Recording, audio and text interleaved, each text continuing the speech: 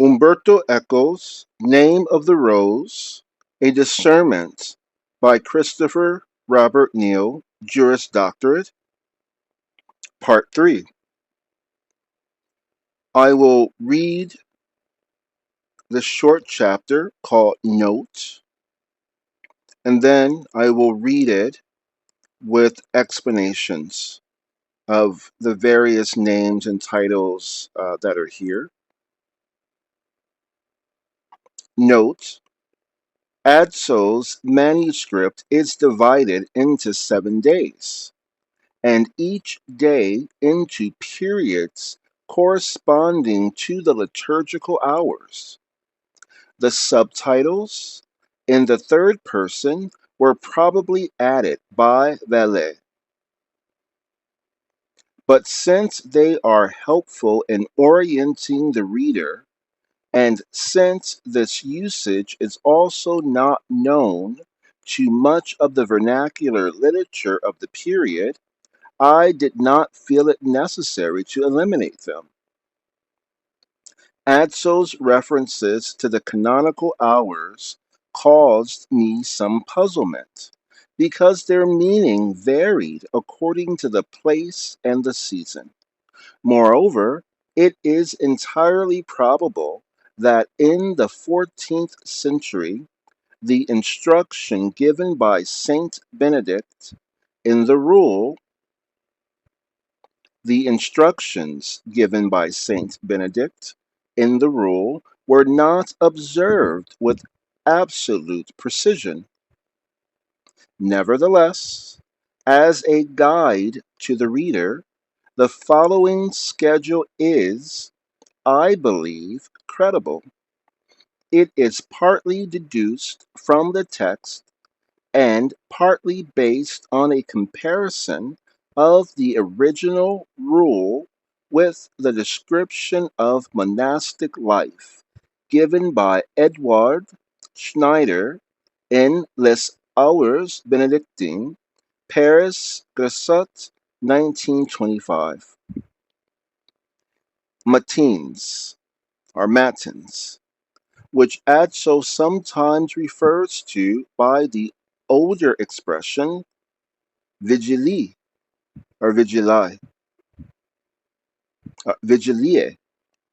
between 2:30 and 3 o'clock in the morning. Lauds, which is the most ancient tradition, which in the most ancient tradition were called matutini or matins, between 5 and 6 in the morning, in order to end at dawn. Prime around 7:30, shortly before daybreak. Terce or terze around 9 o'clock. Sext, noon, in a monastery where the monks did not work in the fields. It was also the hour of the midday meal in winter. Nones, between 2 and 3 in the afternoon. Vespers, around 4:30 at sunset. The rule prescribes eating supper before dark. Compline, around 6 o'clock. Before 7, the monks go to bed. The calculation is based on the fact that in northern Italy, at the end of November, the sun rises around 7:30 a.m. and sets around 4:40 p.m. End of Professor Eccles' notes. Now I have some of my own notes going back through them, going further into definitions of the hours of what I found, and starting with the name Adso. Adso, whose manuscript this is, uh, in Arabic would be Adis or Ads, O Malik or O Melk, Ads bin Malik is what it would be in Arabic. The lentils or progenitor efflux of the king, ergo the prince. If he is in a monastery, he is likely not the kingdom heir, but the spare in case the crown prince is unable to rule. It is possible the crown prince or even king who is Adzul Malik or Adzul Melk was called to investigate the events of Name of the Rose and wrote a report. Umberto is the name of the King of Italy before World War II. Was Umberto Eco and Adzumel?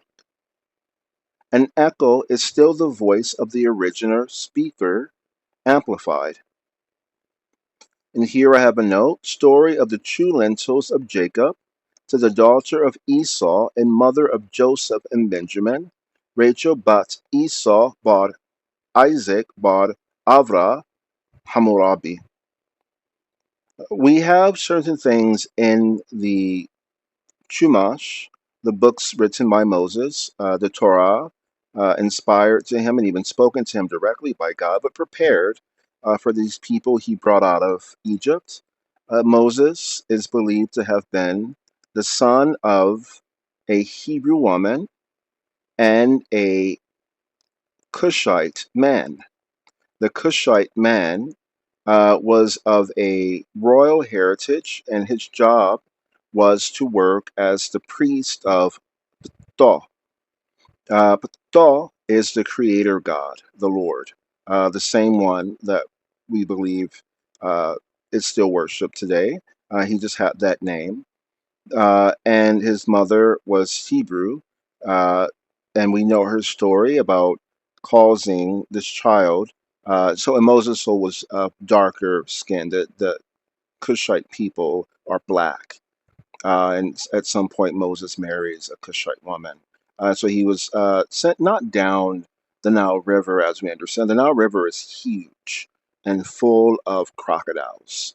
What is very likely to have happened at this time, there was a city, it may have still existed, called Amarna.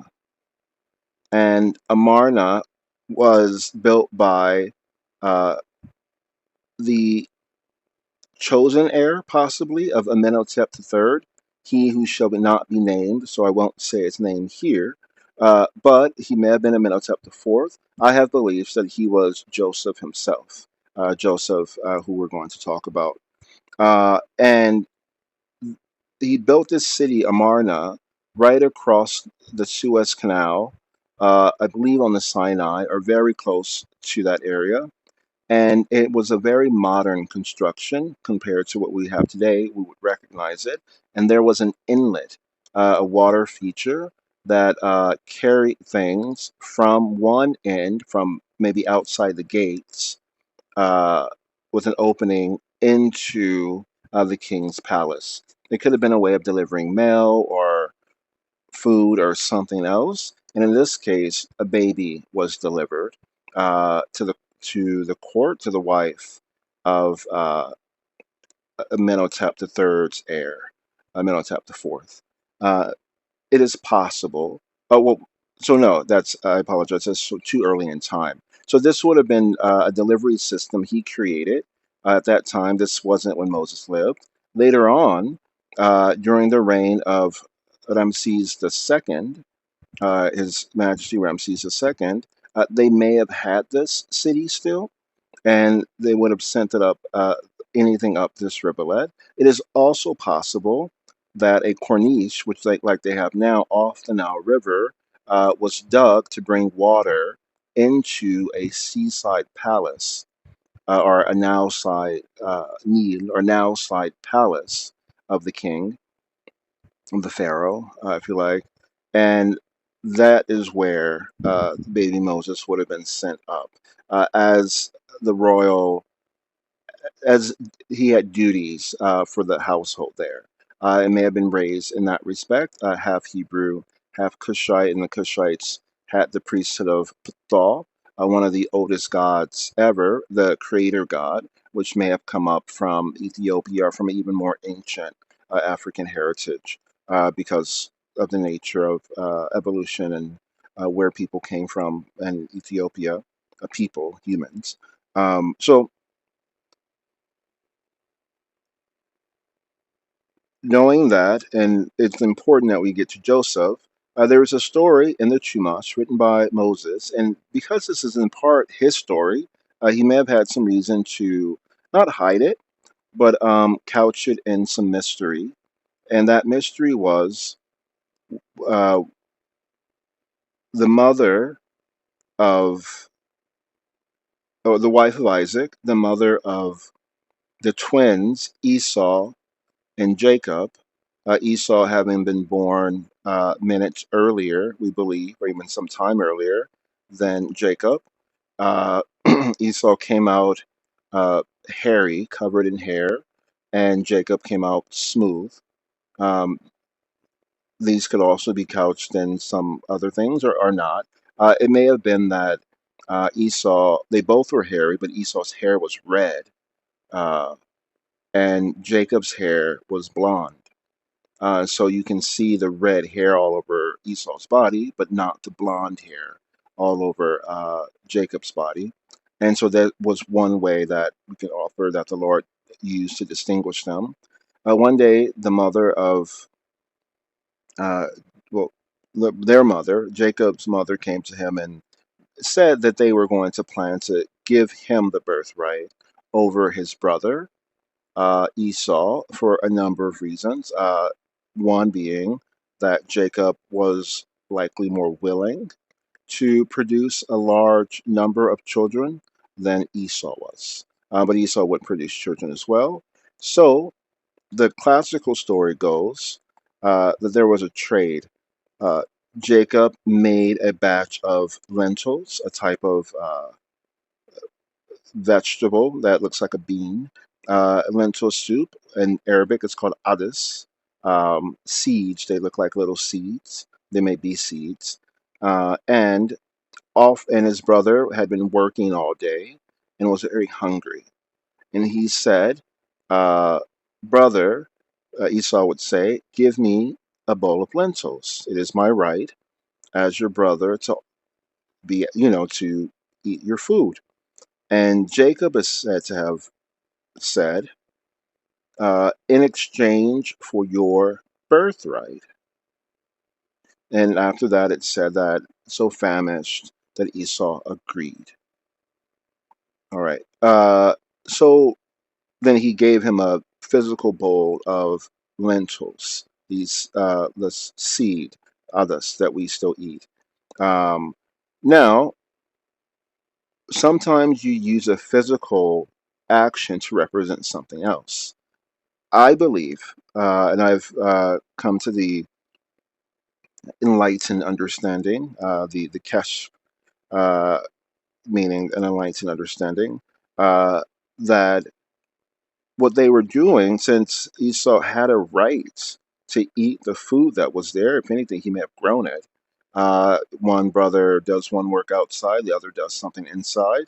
What they were really talking about is, look, we need to figure out this birthright thing.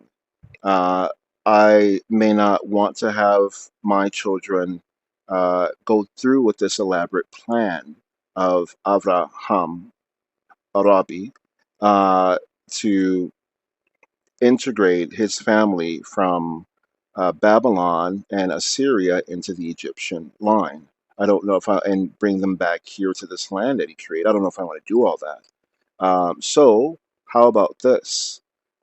You promise that once I have a daughter, you will marry that daughter and produce children with her, and he will have a unique birthright, um, which is that you would have then married uh, your niece, which at this time was not forbidden, uh, in Jewish law, is still permissible for this reason, actually, because something like this may be necessary. You will knowingly have your niece. She has to grow up and reach the proper age and be trained properly. I have to have one. I have to get married, etc. They were, I believe, young at this point when they were having this conversation. Things that brothers talk about, and you'll marry her, and you'll then extend the birthright you're gaining from me to my grandson. And so Jacob would have agreed to this, and the blessing from Isaac as he lay blind and seemingly near death would have been passed over. So this is Joseph would later would be said by the king of Egypt at that time, I believe Amenhotep III.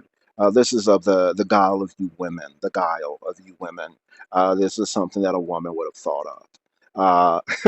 And so, and may sound negative, but it is. It's something that it's so creative, and it worked. So Isaac potentially thinking that Jacob was Esau. And I think the story is told because you normally, under the law, maybe even under Hammurabi's law or Abraham's law, you pass the birthright to the first son. But they were passing it to the second. This may have been outside of the norm, but maybe the passing over of a hand mattered. So there was all this plausible deniability placed in there. And to this day, I'm Jewish myself. There are Jewish lawyers are known for this. I'm a person who found out that I was Jewish later through DNA. I'm a descendant of Levi, but also of Ephraim and Manasseh. I found by looking through well, DNA service that I've used. So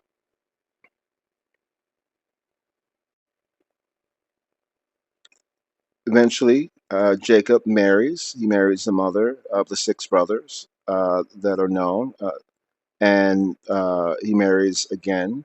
And at some point, Esau's daughter Rachel comes of age. Now, it would have been very likely that Esau, uh, whose name means ruddy or reddish, kind of like I am also of red Indian heritage, or called Athabascan, a little bit. She would have likely been a Samoyed, or a Salmi, or someone from northern Russia, Siberia, maybe from Mongolia, of this heritage, just to bring the world together. Also, Jacob had many other, he had his other wives were from different cultures to bring all of these cultures into Israel. This great blessing that was happening, that has happened and continues. So he marries his niece when she comes of age and is of the appropriate, I don't know how many wives Esau had, maybe one, maybe more, but the wife of Esau that had the same, that had a heritage that was appropriate, some heritage that was different than their Babylonian heritage and whatever else they were mixed with, someone farther away, so the genetic information would have been different. So Esau marrying a woman, very likely who was a Samoyed, or what we would call Mongolian or Asiatic, but East Asian. Some people used to say well, I would just say Mongolian. So Rachel is his last wife. He marries her. She eventually becomes pregnant. Does he enter her directly, or does he provide her with lentils, as it were? Because again, it may not have been legal completely to marry your niece for the purpose of sex, but he may have provided her just his seed, that he may have ejaculated into a vessel, and then she used that to become pregnant at the right time. So at some point, she becomes pregnant, gives birth to Joseph. She becomes pregnant again and gives birth to Benjamin. You should also know that Abraham did not marry his sister, his biological sister. In churches, it's very common to say when two people are male and female, but unmarried or even unrelated. This is my sister in the Lord. They were of the same religion, of the same household. But in reality, Sarah was 20 years older or thereabouts of Abraham. Now you find this in the book of Jasher. Uh, she was 20 years older than Abraham, and he married her because he was in part responsible for the death of her father, and he kind of inherited his cousin. So his uncle's daughter is Sarai or Sarah, and he married her. And so, again, this interfamily marriage may not have been normal, but it happened a number of times and it produced successful results. Rachel becomes pregnant. She gives birth to Joseph. She gives birth to Benjamin. It is said that the brothers became envious of Joseph and how much uh, Jacob gave him attention. The son of your older age tends to be someone you dote on. Also, the grandson of your brother. This close family relationship is also something that was important. And so it's said that they asked to take Joseph away on a hunting trip, and claimed, and with the intention of either killing him or leaving him in a pit to die, or what eventually happens to be picked up by Midianite traders. And so the story is told very, very harshly of how he got into Egypt. But it is very likely, and it may have been a terrible situation, it's very likely that there was some plan in place, or the divine plan. When someone goes through extreme difficulty, they make the best out of it. So the brothers took Joseph out to a pretend hunt. Uh, uh, Jacob didn't really want him to go, but he allowed him. You got to let the boy grow up, right? So he goes to this hunt, and they talk about killing him. And one of the brothers said, "No, we shouldn't do that. Remember, he didn't say this in the book, but remember Cain and Abel, and the great punishment upon Cain for killing your brother."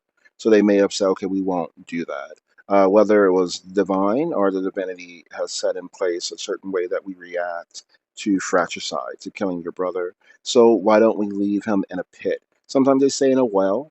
It becomes a well when it rains, but otherwise it was a dry pit that was quite deep. He wouldn't have been able to climb up it without assistance. And eventually a caravan comes by, made and looking for water in this pit. They find a boy. He may have been as old as 17, but a boy. And they bring him up. You're a boy until you're 40 in many traditions in the East, in the Middle East. They bring him up and they bundle him and they hide him amongst their things. I'm not sure if there were immigration laws in Egypt or what have you, or human trafficking or slave trade. You just imagine it was something like it is today. Coyote, bringing him in. So they bring him into Egypt, and he is placed at a known time in the slave market. And it said this old woman was the first one to bid upon Joseph. And eventually he is sold for 20 pieces of silver uh, to the head of basically the prime minister. If you know that, like in the United Kingdom, there's a king, or there's the Queen of England, and eventually she will very likely pass on her crown to her son and become Queen Mother. So then there'll be the king, and he'll have a prime minister. In Egypt, there was a king, or call him Pharaoh. Pharaoh is not the right word, though, if you read Joshua correctly, Joshua 14. There was a king, and he had a prime minister. And the prime minister is very similar to a pharaoh in the sense that he taxes. The pharaoh means taxing the graveyard, and the king said, "Well." So the prime minister adopts the wazir, adopts or buys Joseph, and that way gives him some status in the land. He's therefore enslaved, but he intends to adopt him as a son and an heir, and he does so. And so after that, Joseph has a very difficult time in Egypt. He's in his household. His the woman of the house is his master. She owns him, but she's also meant to be his adoptive mother, and she's also very likely a very young woman too. She's not as old as the prime minister. She's probably not too much older than Joseph, if at all. And he ends up as the warden of the prison for a time, and he meets people there. He gets to know them. Eventually, he's able to interpret really the brilliance of the king. I mean, it's up the third, noticing on his one of his voyages into the lands, why are some people starving their cattle, and other people are over fattening their cattle? Why are some people's uh, corn harvests dried up and terrible, and not productive? And why do other people have these extremely tall corn? Interpret this for me if you can. Basically, why are things so uneven in our society? The king is saying, and everyone's, oh, these are just jumbled dreams. You don't know what you're talking about. There's no unevenness, or there's nothing like that. You're just making stuff up. So eventually, this gets back to Joseph, from one of the men who were in prison with him. He says, I can interpret the dream, and first, uh, before I do that, ask the king what happened with those women who got me placed in this terrible job as warden of the prison. These women who claimed that I defended them, that I had tried to harm them, and so the women eventually say that no, Joseph never did anything bad. They exonerate him. It was just them. They wanted him out of the house, into the prisons, etc. There's all this stuff.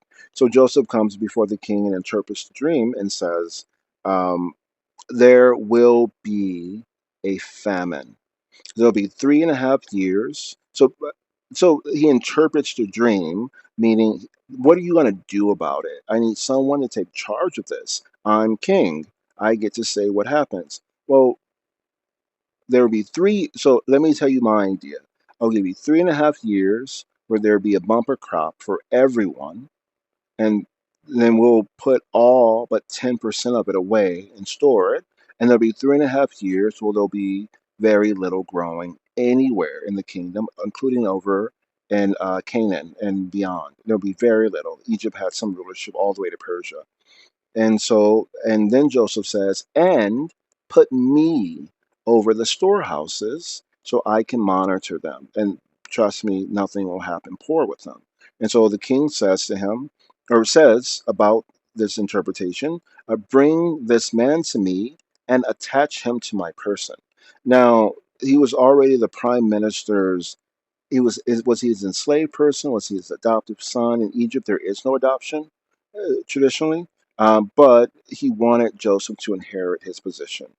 Did he know Jacob? Did he know the brothers? Was it set up, or was it just a miracle? Either way, this is what happened. So he takes him, and he says, the king of Egypt says, in effect replacing his prime minister, he says that he gives over to Joseph all of his power, all but his name. Not that he gives up his power, he has all his power, but you can't call yourself king. And this is after the events of Joshua 14, with a man named Ricky Yoon takes a much more difficult approach to this and kind of conquers Egypt. And the king comes by and he brings a huge tax to the king and said, here, I've collected all this for you, whereas everyone else was complaining about him. I've collected all of these dancing girls and fighting men and horses and grain and all of this, and this is for you, the king at that time, maybe a few hundred years before, who likely lived in Persia or somewhere else and came just to visit once a year or once a month or very infrequently, because he was ruling a very large area. And so in this case with Joseph, he makes and he, so this in this at this point, this man was named Ricky Yoon, and the king's name was Osiris, and Rikyun. He says, your name is not Rikyun anymore. It is Pharaoh or Pharaon, because you taxed the graveyard. He said to people, you can't bury your dead without paying me for it, which had never happened in Egypt, and you had to bury your dead. It was the very point of civilization, is that they were buried. And so, because you tax the graveyard, that name is Pharaoh. It's very likely then that the king of Egypt, Amenhotep III, made Joseph Pharaoh, and whether or not he was Amenhotep IV, it's very difficult to say, which is why he changed his name to what he changed his name to, and married Nefertiti, if you know who it is. There's a tradition in Egypt that you don't say his name, so I'm just going to say Joseph. It was very likely this person. It matches the story very well. And he becomes ruler of Egypt. And then there's the whole story about how his brothers came many years later. He grew up, looked different, wore different clothes, may not have had a beard, and they didn't recognize them when they came looking for food. And through some uses of law, they became, well, they ended up staying in Egypt for some time. That story is pretty well known. So, um, odds. So going back to name of the rose, odds on Malik. Adso, milk. Odds is lentils. O is a traditional way of writing son of. Milk is another way of writing Melech, or king. It could be an angel also, making him a Nephilim. But the the lentils of the king, or the efflux of the king. So this is an individual who either is the product of what we would say in the Middle East is a secondary marriage between the king and another wife, a woman of the harem, another person. In the West, you say this is the product of a marriage between the king and a mistress, and that he's an illegitimate son. Possibly, or he is just the son of the king, whether the first son or the second son by his proper wife. It was not uncommon also that the king would be, in fact, a king would be a sperm bank, and he would provide ejaculate, semen, in a container that would be used, that would be sealed, and it would be taken out into the land and given to noble families or even poor families. This was a form of prima nocta without invading a woman. You would give them the seed of the king, and they would use it. They knew whose semen it was, and they would produce a son, and that son of the king would grow up in a different circumstance than those at the court.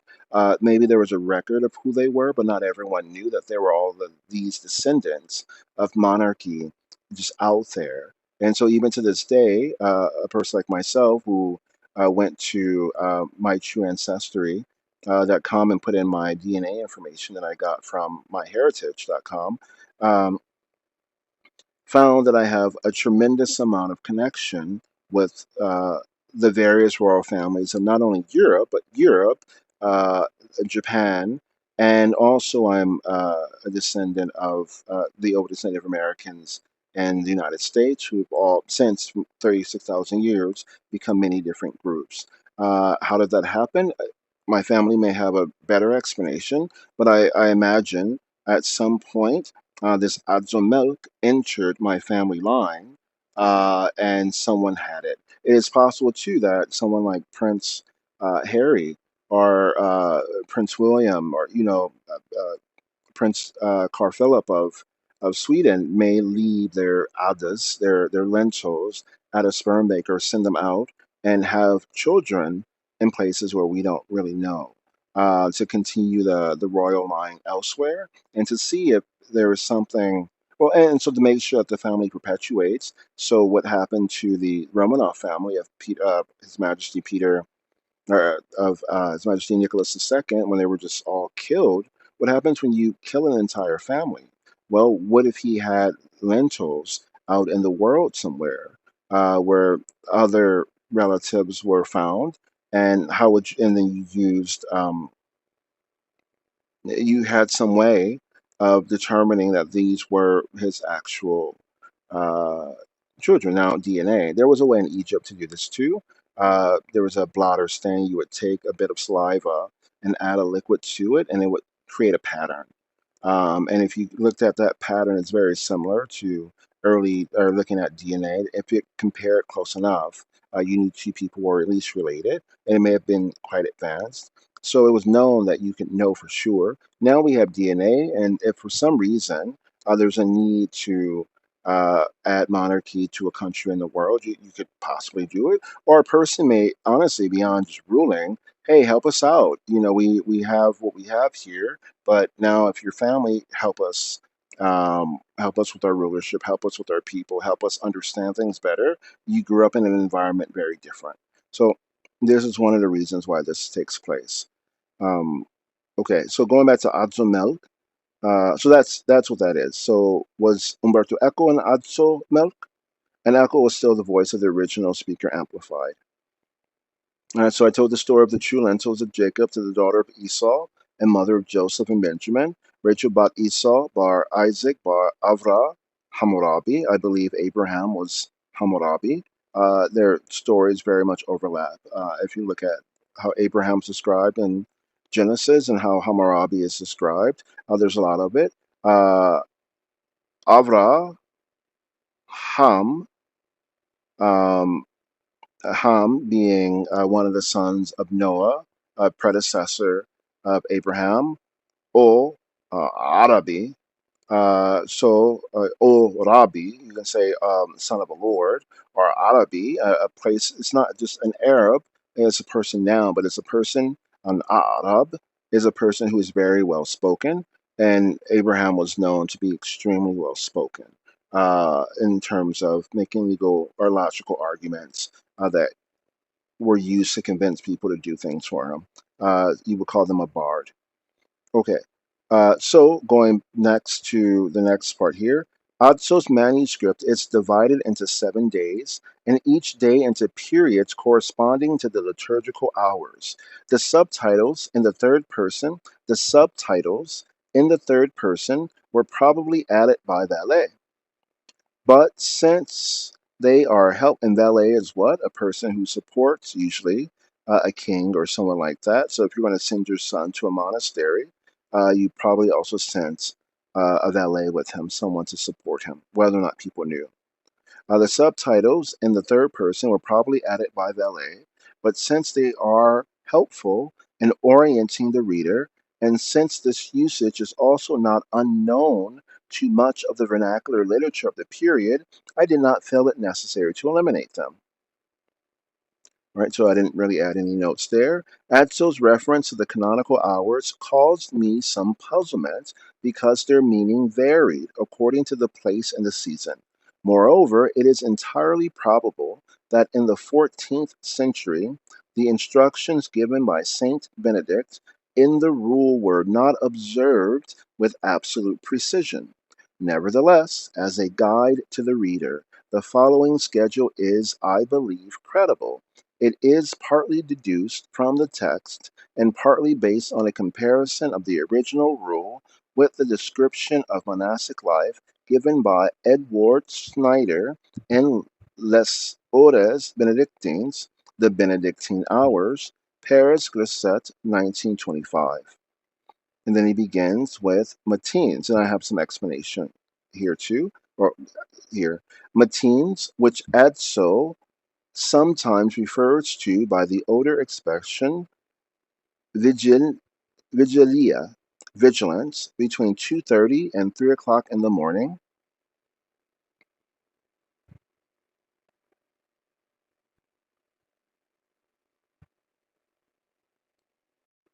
In Arabic, al-matin, the cognomen of God, meaning, uh, in Arabic, al-matin is the cognomen of God, it's often said the name of God, but a descriptor of God, meaning the firm, the steadfast, the ever constant. In Arabic, be it Syriac Arabic, pardon, which is common in the Christian, or for Christians, or for the later obedience, literally, obedience is the name of Islam, and an obedience is a Muslim. So a monastic order that has become, in effect, a way that people follow, a tradition, a deen. Some people would say a religion, religio. It's to bind, a binding between people. A law is partly uh, el, even though it's spelled al, el being the definite article, the high one, the most important one. The most important one, what? Law. It can be law, the most important uh,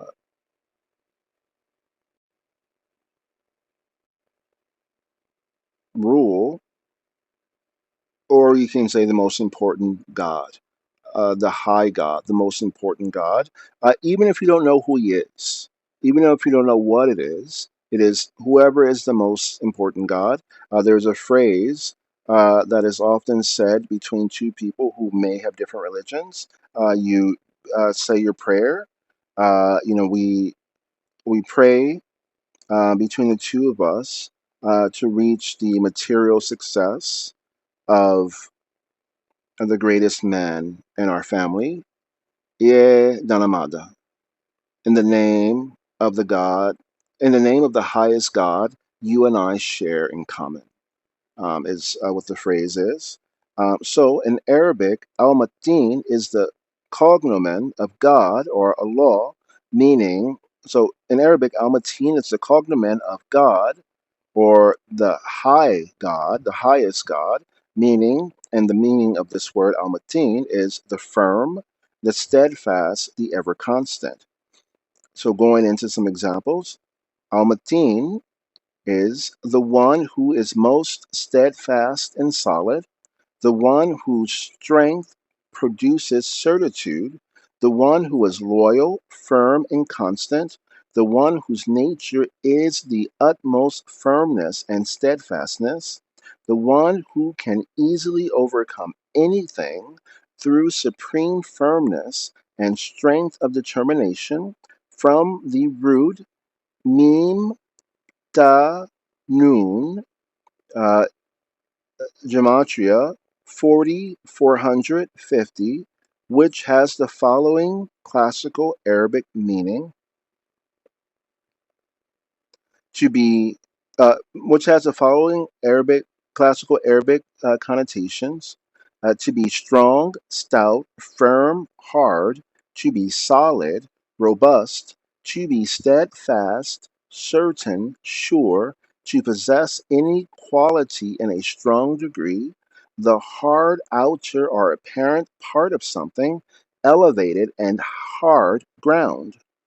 The name is used in the Quran, for example, see chapter 51, 58, verse 58. The source for this is Wahiduddin, W-H, WAHIDUDDIN .net /words / the number 99 underscore pages / Matin, MATIN underscore the number 54 .htm.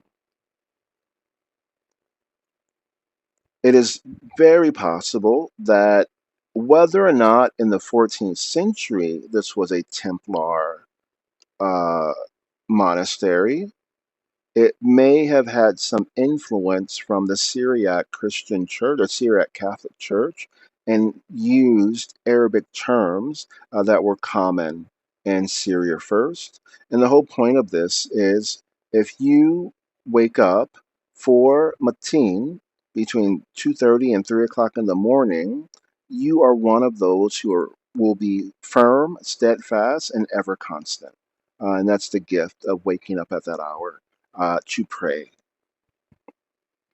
to contemplate, to study, to plot. All right. So the next time of prayer, lauds, Lauds, which in the most ancient tradition, were called matutini in the morning, or matins, mornings. Mat also in Arabic means death.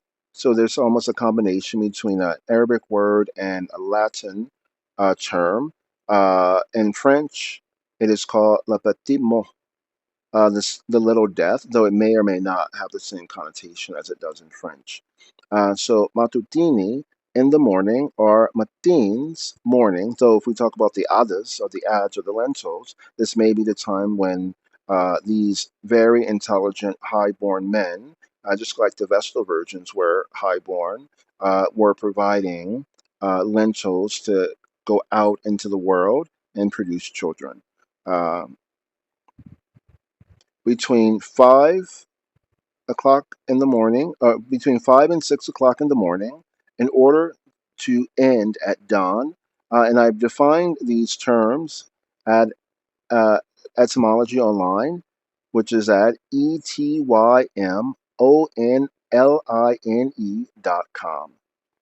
So defined by Etym Online or Etymology Online as morning church service in which psalms of praise to God, specifically Psalms 100,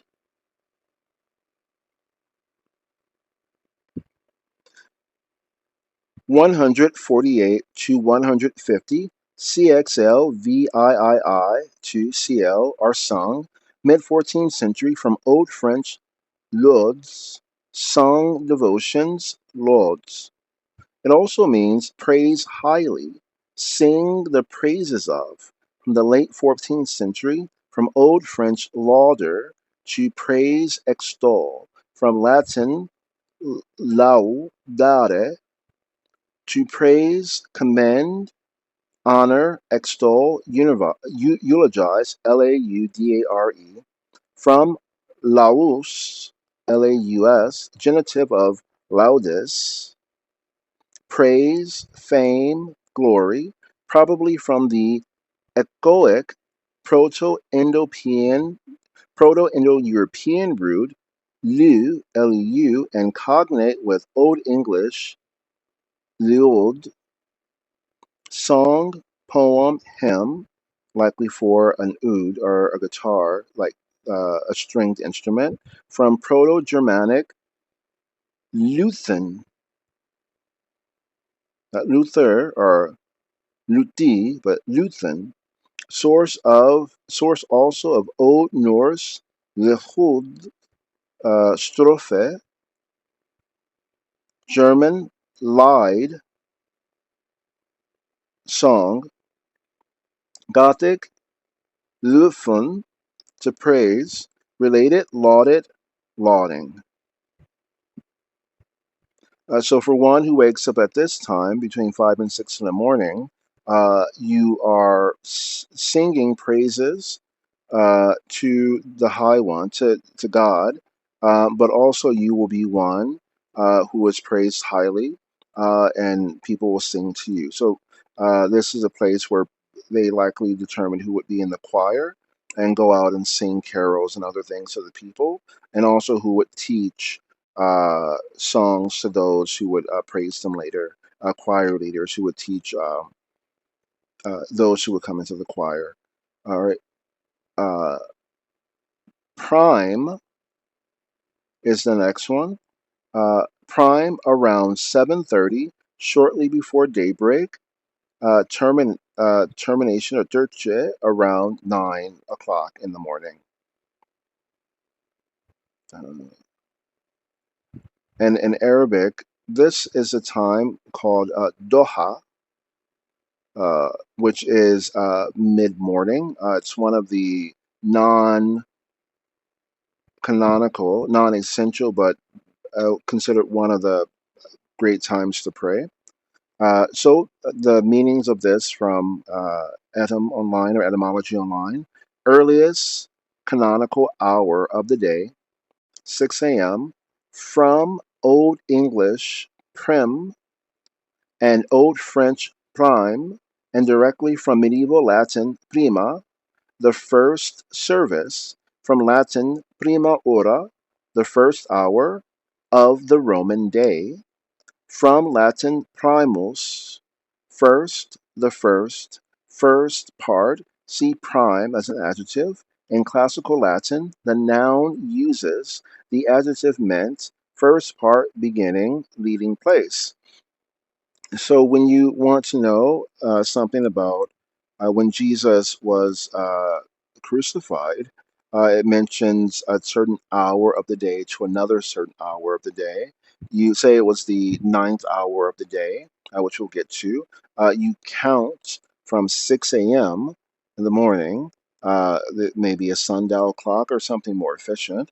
There may have been another way of telling time, water clocks and others that existed. There were, and which one we're using, I don't know. Uh, Prima, so 6 a.m. plus 9 hours, 6 plus 9 will give you 15. We have military time 1500 hours, 3 o'clock. And still in the Gnostic Arabic tradition called Sufism, 3 o'clock or mid afternoon Asr is the time dedicated to considering the life of Jesus, 3 until sunset or thereabouts, or mid afternoon, as you can tell by the sun to sunset. And there are ways in the Arabic tradition of determining about when, not necessarily what time it is, but when in the sun's cycle it is. When is sun truly risen and not the false light of dawn? When has the sun reached its apex, which we call noon? When has it reached mid afternoon? When is the sun truly set? And there are ways of also looking and determining when uh, after sunset the sun is completely down and you've entered true night, and they involve either using a stick to determine the length of a shadow that the sun casts, or looking at the way the sun appears or the light reflects upon the horizon. And so there are skills, and again, this is mostly considering the Middle East, though Italy may have also been able to see it, given how close it is to Egypt and the Middle East. So, continuing. Um,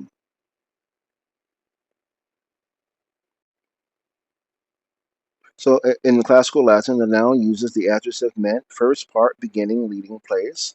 By extension, the first division of the day, 6 a.m. to 9 a.m., early 13th century, the sense of beginning of a period or course of events is from late 14th century, from the notion of the period or condition of greatest vigor in life by 1530s, comes the specific sense, springtime of human life, often meaning ages roughly 21 to 28, and is from 1590s, also from the year 1590 and the decade the 1590s, as that which is best in quality, highest or most perfect state of anything, as a prime number by 1530s. A prime number is a number only divisible by itself.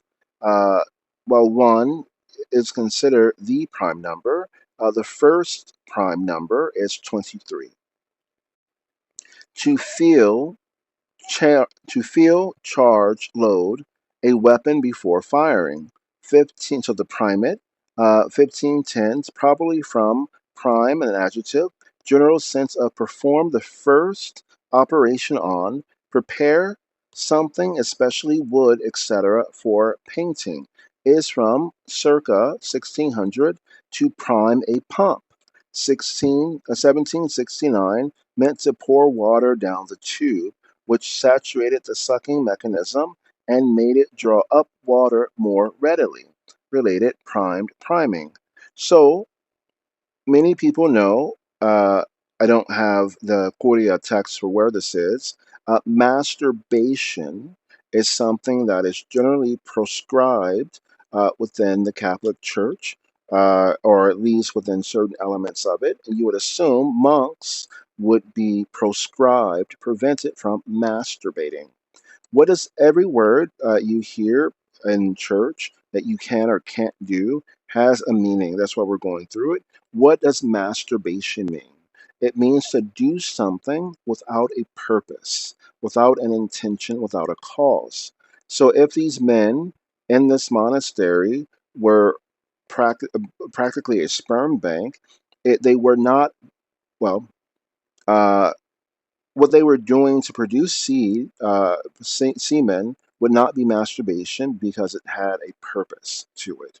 Now that's a middle liberal interpretation, and this is why we have this last thing here, which was saturated the sucking mechanism. So meant to pour water down the tube, which saturated the sucking mechanism and made it draw up water more readily. They may have used a device as well on their penises to draw the seed out and put it more so they didn't touch it and it didn't waste. That's something else you're not supposed to do, and draw it efficiently into a tube where it would then be carried to the individual, a family, or the married couple, or possibly the nun or someone. Well, I don't know if that would happen because we have difficulties with impregnating nuns in terms of, without, of course, directly, but nuns are effectively Vestal virgins and they're not normally meant to get pregnant. Uh, but if for a woman who is married in the village or somewhere else, they may have just drawn it out with some type of pump that, well, it was not masturbation, but drew it out. Um, and there is the method of the snake bite method, and they may have drawn it out. Uh, Someone may have drawn it out for them without using their hands or with. So it wasn't masturbation. Someone assisted you, and then they would either draw it into their mouth and spit it into a vessel to carry over, or they would use their hands and not your own to draw it out, as would an au pair. A young boy who needed it done, needed to relieve their testicles of excess semen, so they didn't get testicular cancer or other concerns, but they didn't want to masturbate, given the rules, so someone else would do it for them. A male or female au pair would do it without any context of it being a sexual relationship. And that person may have also taken that seed of the young aristocrat or prince to another family to produce children, given that they didn't want to, for all kinds of reasons. So sperm banks are still used to this very day. The issue, again, I would say this, I may be correct, but Paul likes to say, this is my opinion, not the Lord. So this is my opinion. It may not be the Catholic Church's opinion, but I think it's consistent. Um, Sperm banks, the in vitro fertilization is proscribed, prohibited, which means you take a needle, drawing up semen from it, and you somehow extract an egg, an ovum, and you take that needle and you poke it, and you place the semen or the spermatozoa inside the egg. And so you have this process where you selected the semen or the spermatozoa that goes into the egg you selected.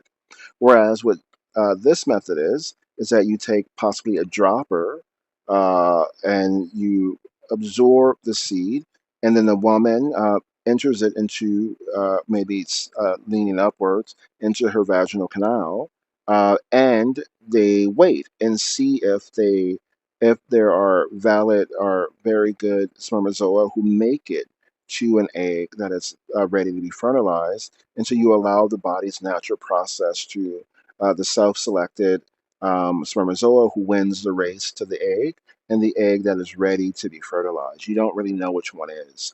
And so, this method, where you take sperm and you enter it into the body of a woman, or she enters it into herself, uh, and then you wait and see if she becomes pregnant, I think it's just fine. But when you take a needle and you draw up using a microscope one particular spermatozoa that you've kind of lifted out and may be disturbed by it, and you, instead of it burrowing a hole into an egg, you probably create a larger hole in the egg and you push it in.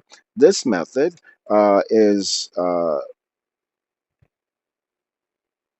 not ideal to do. It is better to just have it mixed together. I would say in the future, where an ovum is extracted from a woman, then you would leave some type of, you would leave the seed there, all of it, all the sperm sample, and see which, when the egg becomes fertilized, just as you would a seed in the ground. Once it becomes fertilized, it doesn't accept anymore. Then, upon fertilization, you may take the egg out and implant it into a woman if you don't want. Into a woman so she can get pregnant, or there's a system in China now where there is a kind of a machine that holds the seed and sperm together and gestates the child independent of a woman's body. So you don't have the concerns of abortion, nor does a woman have to carry a child to term. So instead of an abortion that would kill a child, you may be able to take a gestating child out of a woman and put it into one of these machines that brings it to birth, or you may be able to take an egg and seed and create a person that way without having to worry about a woman carrying a baby to term and desiring uh, to abort it, which is prohibited by the Catholic Church, for the very sense of you never know when, well, it just is, because it's a form of murder, but also it's inefficient to kill off babies. And oftentimes it's not done with any other reason except that a person decides that she doesn't want it. I recommend something called the morning after pill, Plan B, which within 24 hours, a single pill stops the smooths down the vaginal wall, and an ovum that may have been fertilized falls out. It goes away, and it who knows what it becomes. Or within 72 hours, you can take, I think, two, and it has the same effect. This is well before the 2 week period where like lungs, or a 3 week period where the heart is formed, and so you don't have anything near a heart or brain, and when the heart and the brain are places where uh, electricity and plasma, which are inherent to soul and spirit, form. Um, Again, we'll see. Maybe we'll end up in a Brave New World scenario. Okay, so the next hour mentioned is sext, sext, uh, or noon, sext, which is noon, in a monastery where the monks did not work in the fields. It was also the hour of the midday meal in winter. So so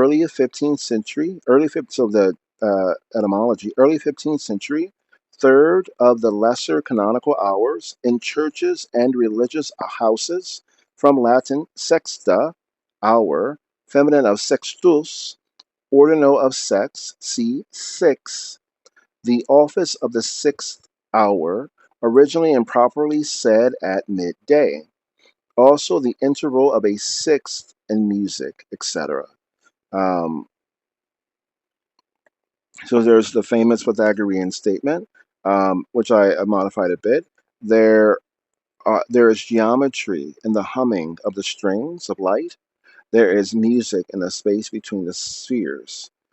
So you have the notes, do, re, mi, fa, sol, la, ti, do, and then you have the the the octaves and the sext and those other uh, places between them. So there's something to hear there also. So that's what we have there. Nunes, Nes, is the next one. Between 2 and 3 o'clock in the afternoon, Latin for late 4th century, in reference to the Roman calendar, ninth day by inclusive reckoning, before the Ides of each before the Ides, ninth day by inclusive reckoning, before the Ides of each month. So the 7th of March, May, July, October, 5th of other months.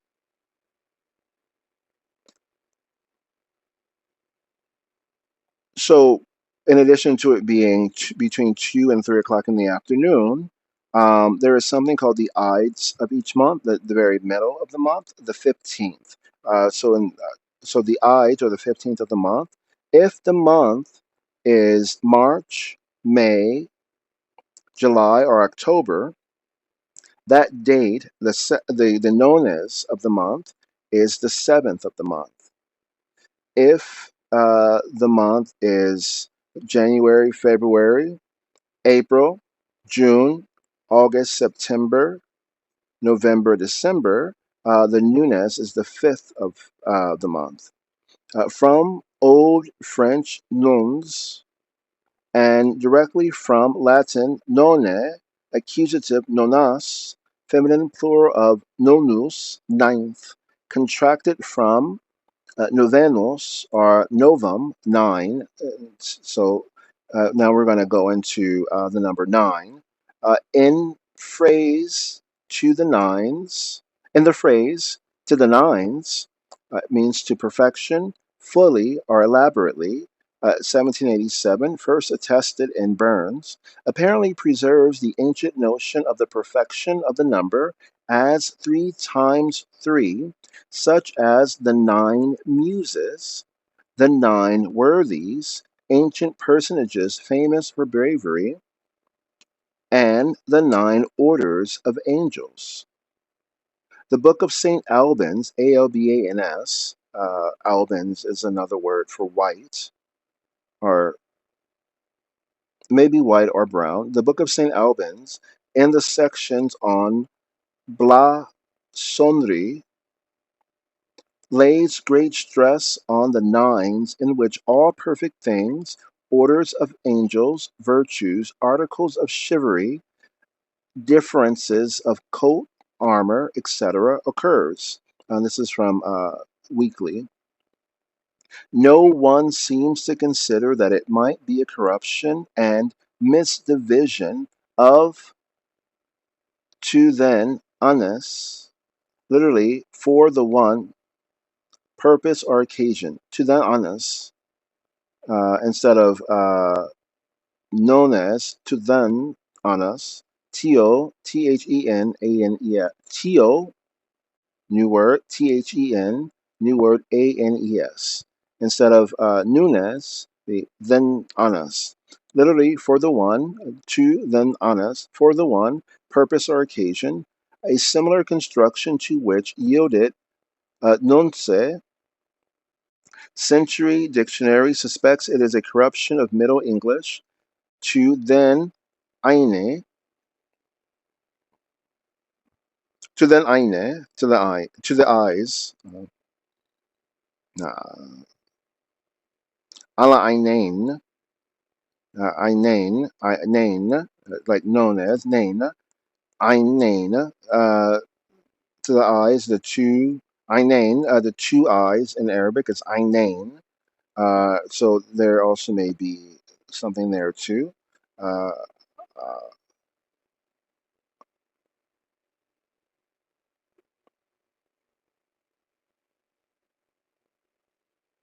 uh, el einein. Uh, so it could also, but going back and forth between Latin and Arabic, to the high one's eye, two eyes, or upon, I swear by the high ones, or the high God's two eyes. Uh, it may be a swear.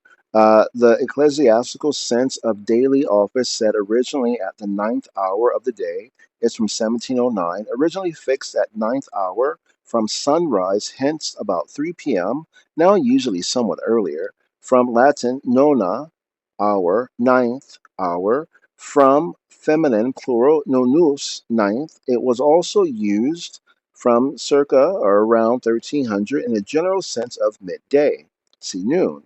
For for the nones, see nonce. So nonce or nonce in phrase for the nonce, uh, Middle English for the nunnis, circa or around 1200 AD, for a special occasion, for a particular purpose, a misdivision, see in for other examples of tan, honest, tanis, tan, honest, for the once, in reference to a particular occasion or purpose, the tan being an altered form of the Middle English dative definitive or dative definite article dam or tam, uh, see the. The phrase was used from early 14th century as an empty filler in metrical composition, or it's one of the names of God that was repeated over and over again, and so it seemed to be an empty filler. Vespers is the next hour, around 4:30, and at sunset. The rule prescribed eating supper before dark. So this is going back to the text. Vespers around 4:30 at sunset. The rule prescribes eating supper before dark. And so defining it, vesper as a noun, late 14th century, the evening star from Old French. So the evening star is when Venus sets, when it rises. Venus rises before the sun, and it's indicative that the sun is going to rise. Meaning, if you're looking at what's called the ecliptic, or the sky that you can see, you'll see Venus coming above the horizon.